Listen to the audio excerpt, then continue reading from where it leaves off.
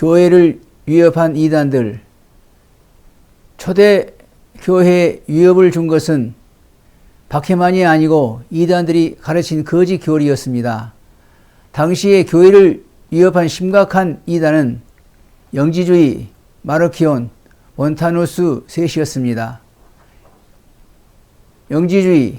영지주의는 원래 그리스도 교회 안에서 시작된 것이 아니고 아시아의 이방 종교의 철학 사상이 혼합되어 나타난 것이었습니다. 영지주의자는 신비하고 다양하여 쉽게 포착하기 어려웠습니다. 저들은 초자연적인 특별한 영적 지식을 강조했습니다. 영지주의자들은 영과 물질을 엄격하게 구별하는 이원론에 기초하여 영은 선하고 물질은 악하다고 보았습니다. 저들에 의하면 세계는 영이신 절대 최고의 신에 의해 창조되지 않고 한 낮은 악한 신에 의해 창조되었다는 것입니다. 그래서 세상을 창조한 구약의 하나님은 최고의 신이 아니라고 했습니다. 영이신 절대 최고의 신은 물질과는 상관이 없는 영계에 있으며 그는 물질 세계의 사람이 될 수 없다고 했습니다. 그래서 영지주의자들은 육신의 소욕을 억제하는 금욕 생활을 강조했습니다. 그들은 그리스도를 하나님의 아들이라고 했으나 육신을 가진 사실은 부인했습니다. 그는 단지 십자가에서 우리에게 구원의 길, 곧 세상을 향해 죽는 것을 보여준 후 높은 세계로 올라갔다고 했습니다. 결과적으로 영지주의자들은 예수 그리스도가 우리 죄를 위하여 대속의 죽음을 죽은 사실을 부인하였습니다.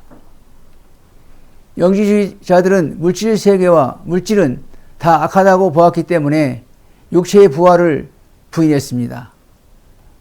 성경도 물질이라는 이유로 그 권위를 인정하기를 원하지 않았습니다. 저들은 신비적 영적인 지식만을 추구하였습니다. 이 영지주의자들은 다른 교회를 세우지 않고 단지 기독교를 영적인 높은 지식의 수준에 올려놓기를 원했습니다. 초대 그리스도인들은 이 영지주의를 박해보다 더 두려워했습니다. 사도 요한이 요한복음에서 이 영지주의를 반대하여 말씀이 육신이 되어 우리 가운데 거하심에 우리가 그의 영광을 보니 아버지의 독생자의 영광이요 은혜와 진리가 충만하더라 라고 함으로 하나님의 독생자의 성육을 강조했습니다. 요한복음 1장 14절. 사도신경의 첫 항목인 나는 전능하신 아버지 하나님 하늘과 땅의 창조주를 믿습니다. 나는 예수 그리스도 하나님의 독생자 우리의 주님을 믿습니다. 라는 초대교회의 신앙 고백은 내용도 영지주의자들의 공격을 배격하기 위해 생긴 신앙 고백이었습니다. 마르키온, 그리스의 상업도시인 시노베 교회 목사의 아들로 태어났습니다.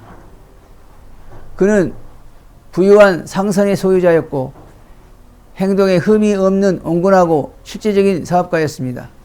하지만 그는 유태인들을 심하게 미워했습니다. 당시 마르키오는 영지주의의 영향을 받고 반유대주의적 관점에서 성경을 읽게 되었습니다. 그는 그 시대의 유대인들을 싸우고 죽이며 잔인한 일을 한 구약시대의 이스라엘 사람들과 같다고 보고 이것이 곧 구약의 신인 야훼의 성격이라고 생각했습니다. 이에 비해 신약에는 사랑과 자비로 가득 찬 신을 만나게 된다고 생각했습니다. 결과 마르키오는 두 신이 있다고 주장하게 되었습니다. 하나의 신은 구약의 신으로 엄격하고 율법을 주는 유대인들의 신이고 다른 신은 자비롭고 동정적인 신약의 신이라고 했습니다. 나아가 마르키오는 말씀이 육신이 된 것을 부인했습니다. 예수님은 참 육체를 가지지 않았고 아브라함을 방문했던 천사와 같았다고 했습니다. 그는 또한 그리스도의 재림과 육체의 부활을 부인했습니다. 마르키오는 이 때문에 목사인 자기 아버지의 교회로부터 출교를 당했습니다. 그러나 그는 로마에서도 추방을 당하고 말았습니다. 이후 그는 여러 곳에서 전통적인 그리스도의 교회와 적대되는 자기 교회를 세웠습니다. 이 교회들이 마르키온 교회로 알려졌습니다. 2세기에 그리스도의 교회는 마르키온 2단 때문에 큰 위기를 맞았습니다. 이렇게 일찍부터 이단으로 말미암아 교회는 분열의 아픔을 겪게 되었습니다. 결국 마르키온은 구약을 거절함으로 성경 비판의 창시자가 되었습니다. 마르키온은 구약과 신약이 하나의 책이라는 사실을 부인하였습니다. 구약 전체는 그리스도 안에서 하나님의 자비를 보여주고 있으며 메시아의 약속으로 가득하다.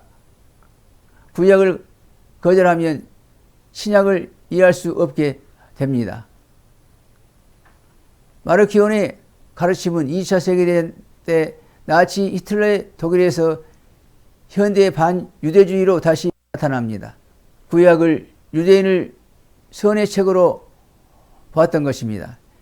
현대 신학에서도 종종 신약을 구약 위에 두는 경우를 보게 됩니다.